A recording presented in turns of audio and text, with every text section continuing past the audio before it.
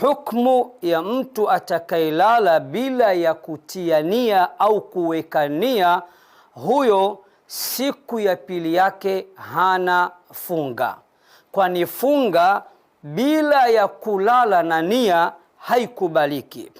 Maneno haya ameyasema mtume wetu Muhammad sallallahu alayhi wasallam katika hadithi aliyoisimulia mama yetu Hafsa radhiyallahu ta'ala anha wa ardaha. Anasema anna nabiyya sallallahu alayhi wasallam qala, ya kwamba mtume wetu Muhammad sallallahu alayhi wasallam anasema, man lam yubayyit siyama qabla alfajri fala siyama lahu, yoyote yule asiyelala na nia tangia usiku na kabla ya kuingia kwa alfajiri, basi huyo hana funga.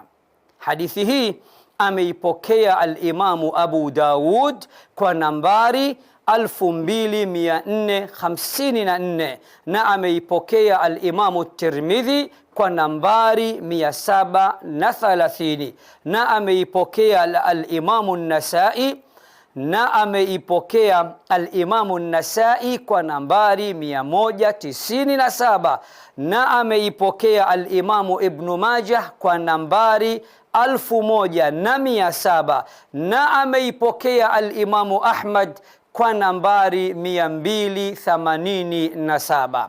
Na katika riwaya aliyoipokea al-Imamu ad-Daruqutni, mtume wetu Muhammad sallallahu alayhi wasallam anatuambia, la siyama liman lam yafridhu min al-layli, hakuna funga kabisa kabisa kwa yule ambaye haweki nia tangia usiku, nia ya kuamka na funga ya faradhi. Wassalamu alaikum wa rahmatullahi wa barakatuh.